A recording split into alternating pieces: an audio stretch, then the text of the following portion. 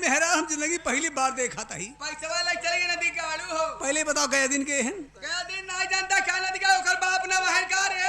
अरे बापाई रे। हां समधी के नाम ले दिया है ना ले ना उरंडी 100 रुपया लग चलेगी चोरा के ना रे।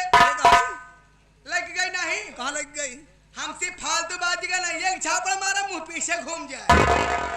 एक चट्ठा हम धाई देब ना तार रोशनी खराब हो जाए। पैसा लग चलेगा कनवा रे।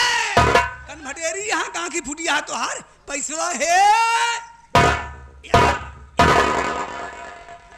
आए कब भरम तू ले ले हम देखी नहीं पाए। पूरा 51 रुपया ले ले।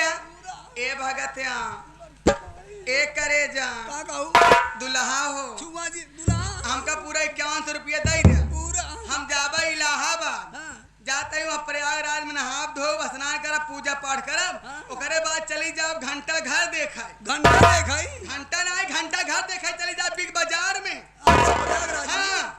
हमका पूरा 51 रुपया दे पूरा हमें तो हम तनिक पैसा लेबे नहीं कर। काका रुक जा बे का कहू रुक जा। क्यों पैसा रही नगीनवा छोर नहीं सिप है अधिक करवा।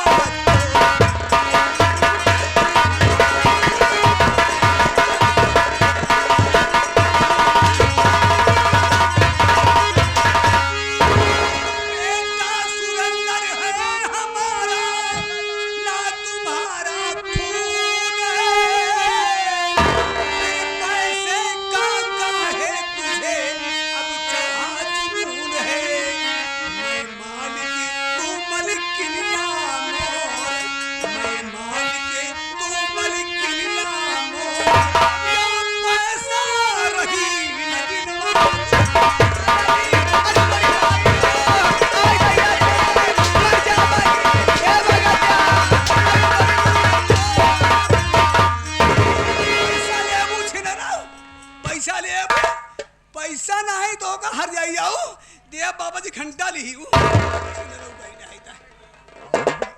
ए आगे श्रीमानी ने हमारे यहाँ अगर दुल्हन मन से हुआ उपाधिकार तो हां ना आई बा। एकदम सही बात कहे दुल्हनिया के रुपया आई ओकर भतार भेजे बा अरे भतारे के रुपया हमारा अधिकार है ही नहीं बा। इतना हम फालतू है तो सी लड़ाई झगड़ा लागे लेकिन सब केहू जानत है हर मेहरारू का अधिकार अपने मनसेदू के ऊपर होता।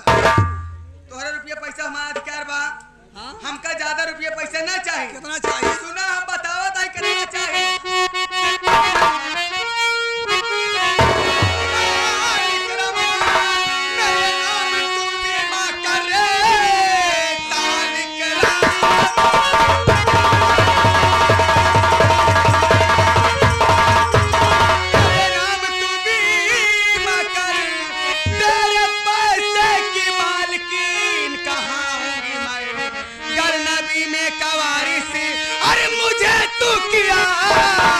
आगे इस घर में तेरे लगाऊंगी मैं तेरे नाम बीमा कर सकता नहीं।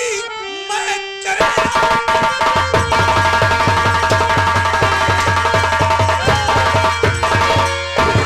नहीं आगे घर में मेरे ना लगा पाएगी बीमे का वश होगा रंजीत नाती मेरा नाम से उसके सारी रकम आएगी।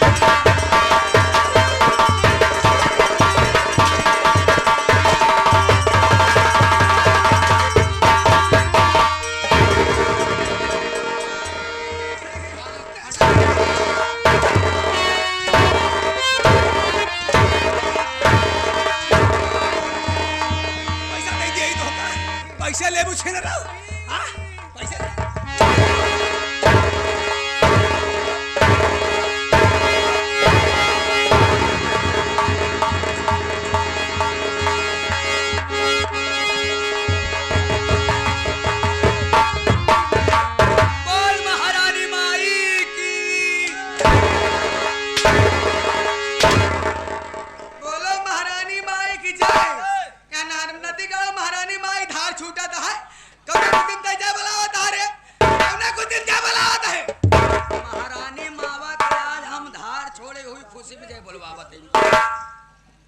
बेटवा हो हाँ आज हमारी सलिक आज हमारी सलिका भातवा फिर मारे यानी कि आज दोहराई देन है। दोहराए ना देना दिखाड़ो दोहराए दे आज हमें फिर मारत कर गया बेटवा हो अब बर्दाश्त के बाहर होत बा। हाँ कब मारे मावा मारे बेटवा ही अंगनइयो में गिर रहा है मारे ऐसे चिल्लात रहे सब जने बैठा रहे क्यों जने आए ना ऐसे लल्लू यादव जो नाम माठ दिया उठा टार पैसा दे के मरवावा तहां भगवान हो जाए दे मारे छोड़ जाए दे। हम कहा था ही मावा का कहा चाहत मावा हो तू चला घरे हम तो का चाय बना रही। हाँ हाँ गरम गरम तू एक पिया। काम करता है बेटवा हाँ। अगर चाय बनाया तने कोई में हल्दी डाल देते हैं यही जाल ऐसे बहुत ही दर्द करते कर बा मावा यही जकड़न बा चला तेल लगा के हम रगड़ देते हैं दर्दिया कुछ कम हो जाए। तेल लगाए रगड़ जात की मीच जात रे अरे मीजा ओकरे बार रगड़ देबे। रगड़ देना दिखा पंचर भाई है काम रगड़। एक बात सुन ले हाँ। सलिका हमें मारे बा गाली दे बा हाँ। लेकिन हाँ। सालिक राम भगत को कुछ मालूम नहीं है केवल समय का इंतजार कर रही हूँ इस घर में। अच्छा। समय आने में मैं बताऊंगी इसके साथ क्या करना है। हाँ। केवल समय का इंतजार रहेगा जी। समय आने पे तब मैं बदला चुकाऊंगी घर में आराम करूंगी मेरे लिए चाय बनाएगा ठीक। आराम कर।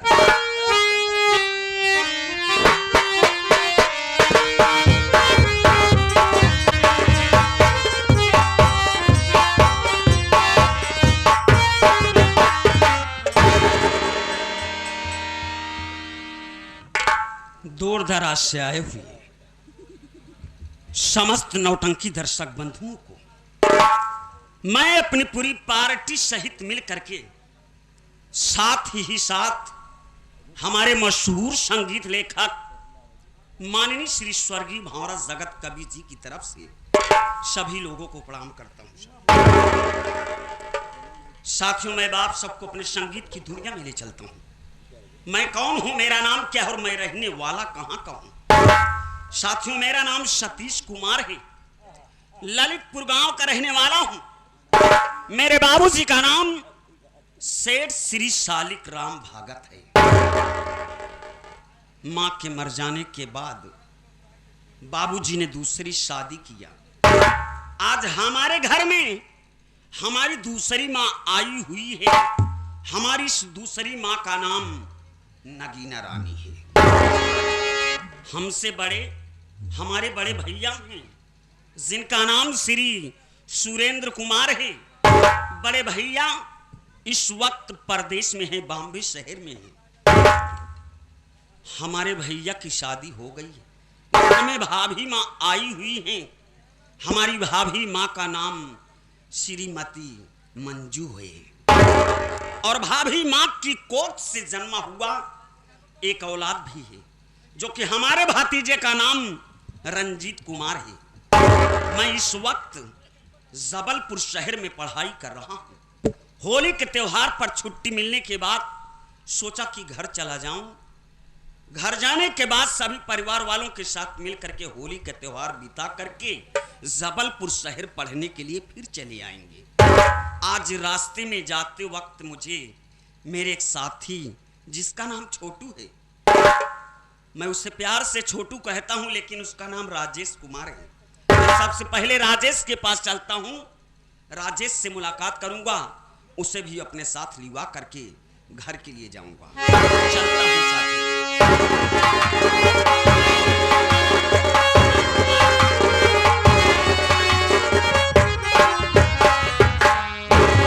नौ सत्ते भैया 9 7 63 होता है। हम भैया एक महीना ट्यूशन पढ़ चुके। हम जाने 9 सत्ते 63 होता। क्या पूछ रहे हो? हम कहा था 9 सत्ते 9 7 नहीं, नमस्ते कहा जाता है। हाँ, नमस्ते भैया। नमस्ते। कहीं तैयारी बनाए हो क्या भैया? घर के लिए। घर के लिए? स्कूल से छुट्टी हो गई है, स्कूल से छुट्टी हो गई है? विद्यालय बंद हो गया है। हाँ देखो हाँ होली के त्योहार पर अपना विद्यालय बंद हो गया, इसीलिए घर जाना है। हाँ भैया। सोच रहा हूँ कि घर वालों के साथ मिल करके त्योहार बिताएंगे, उसके बाद फिर जबलपुर शहर पढ़ने के लिए चले आएंगे। भैया आप जाए हमका कष्ट बा भैया। अब की वाला महीनवा हमारा खराब हो गया भैया, महीनवा हमारा अब की खराब हो गया भाई। महीनवा खराब हो गया, यानी आने वाला जो माह था बहुत अफसोस बाबा। कैसे गड़बड़ हो गया बताऊं? गड़बड़ ऐसो हो गया भाई, लॉकडाउन लग गया। लॉकडाउन की? हाँ भैया, लॉकडाउन का नाम ना लिया कर यार। ये महीना खराब हो गया भैया। हम कहा था जा तो हब्बे आ घरे में भाई, हमारा मेरा और लड़का मिली है। अच्छा, 2-4-5 रुपये का लाई लेते जाया भाई, तुम्हारे बच्चों के लिए? हाँ बच्चों के लिए। अच्छा, हमारे लड़कन के दई दे। हाँ, अब पूछ ले कि मुर्गी अंडा देती ब्याह की नहीं देती। मैं तेरे घर यही तेरी मुर्गी के विषय में पूछने जाऊंगा। वही जा पूछ ले भैया। ठीक है, मैं तेरे बाल बच्चों को कुछ लेते जाऊंगा खाने के लिए, लाई ले जाया भाई। लेकिन मैं तेरे मुर्गी के विषय में नहीं पूछूंगा भाई। देख, अगर तुझे चलना है हाँ भैया, तो चल तू मेरे साथ। मेरे पास पैसा नहीं आया भाई, अगर हम कल लिया चला था तो लिया चला भैया, फिर चला तेरे पास पैसा नहीं? पैसा नहीं। चल ठीक है, हाँ मैं पैसा लगा देता हूँ। हाँ ठीक है, ठीक है भैया। चलो चलते हैं फिर हाँ, घर के लिए। चलो। आओ।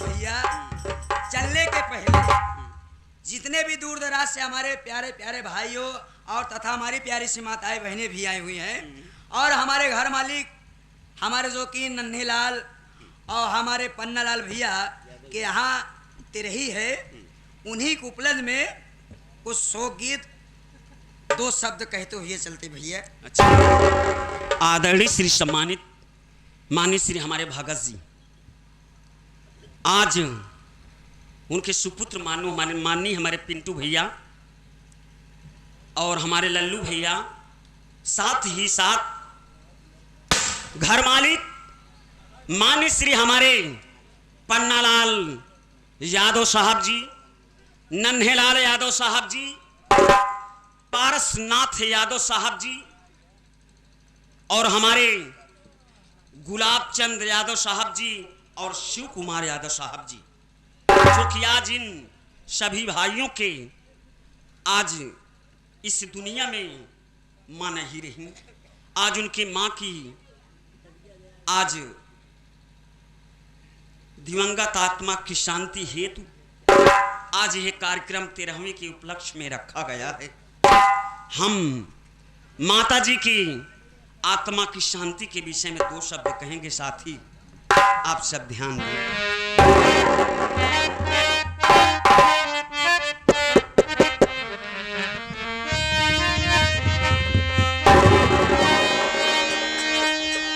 अरे माता जी गईली मोरे हेराई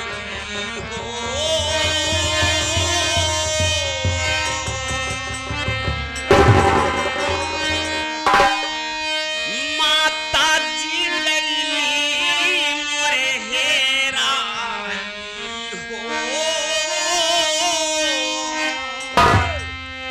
अब ही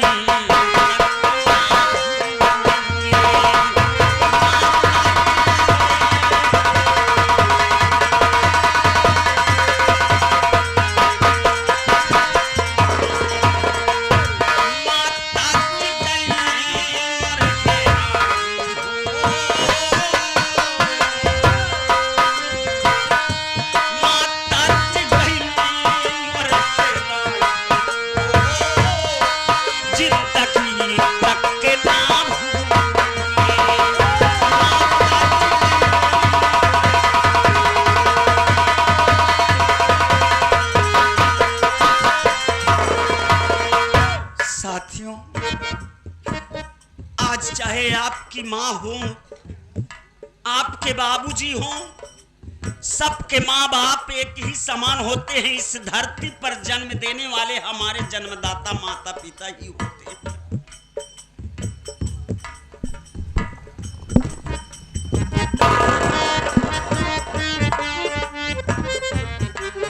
बाबूजी, आदरणीय श्री हमारे घर मालिक, आज इनके माता जी का स्वर्गवास हुआ। साथियों, तकलीफ इस बात पर है कि आज माँ इस दुनिया में जब ना रही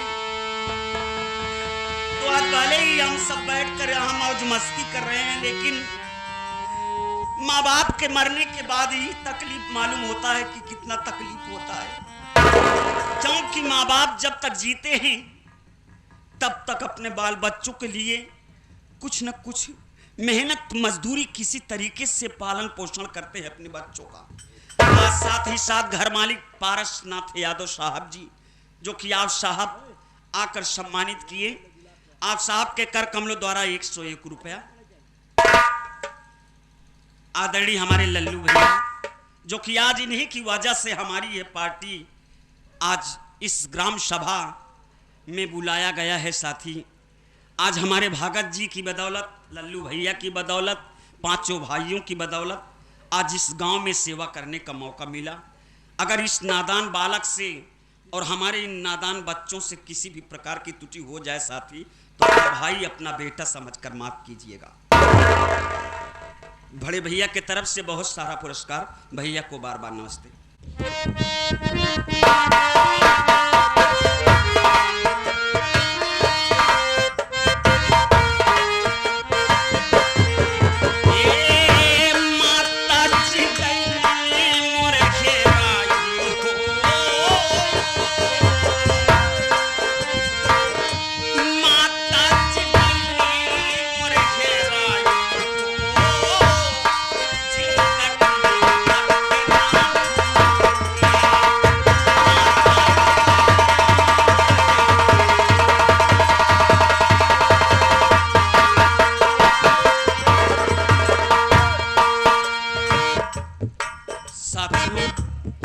आज बड़े भैया पारसनाथ पन्नालाल यादव साहब सभी भाइयों की मां का स्वर्गवास कब हुआ साथी, एक बार इस महफिल में हम सब आपको याद करा दें साथियों।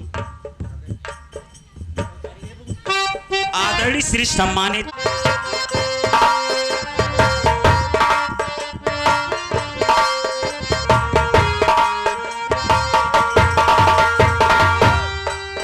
साथियों कि कितने तारीख को माता जी इस दुनिया को छोड़कर, इस घर को छोड़ करके आज स्वर्गवास के लिए प्रस्थान किया। मैं बता रहा हूं 11 तारीख के दिन रहरा दीवार हो माई हमार छोड़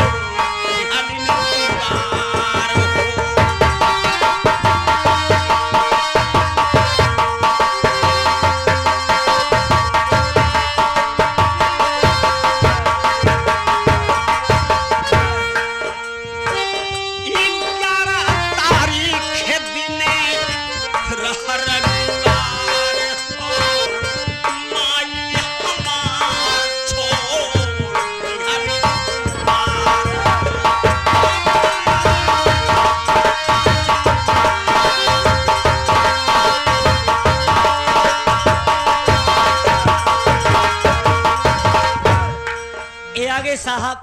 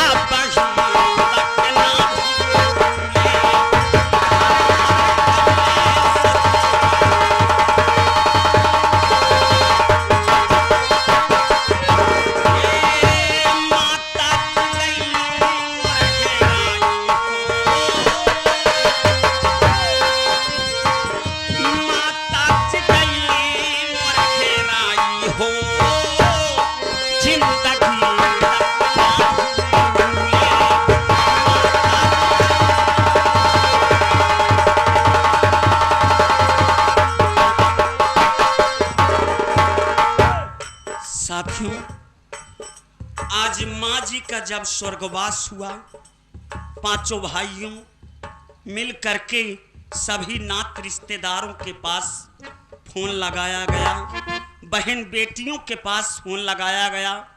जब इस बात को सब नात रिश्तेदार बहन बेटियां सुनी, अपने ससुराल से अपने घर से रोते बिलखते आज नैहर में आती। आज माँ जी को नहला धुला करके अंतिम संस्कार करने के लिए इस यादव परिवार के लोग कहाँ जा रहे हैं, हम एक बार आप सबको फिर याद दिलाते हैं। ये आ गए मानवीय सिनेमा हम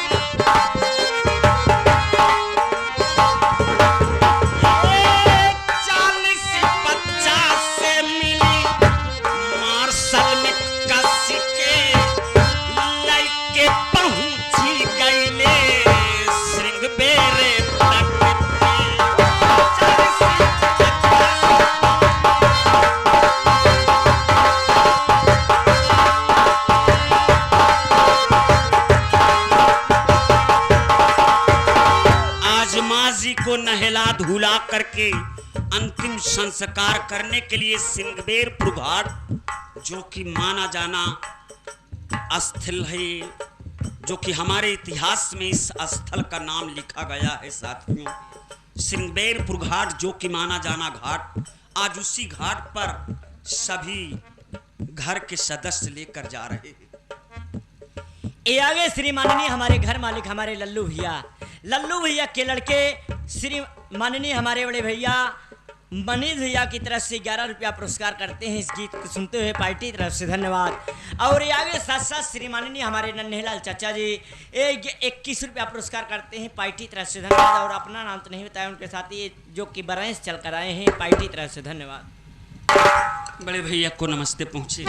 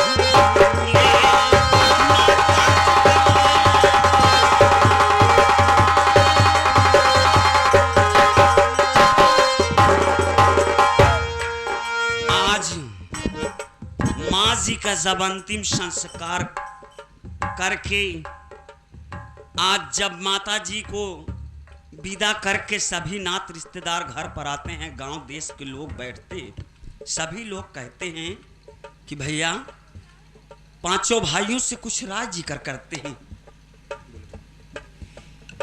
श्री माननीय हमारे बड़े भैया हमारे लोग नात रिश्तेदार सभी लोग मिल करके कह क्या रहे हैं पांचों भाइयों से और भगत जी से और लल्लू भैया से क्या कह रहे हैं।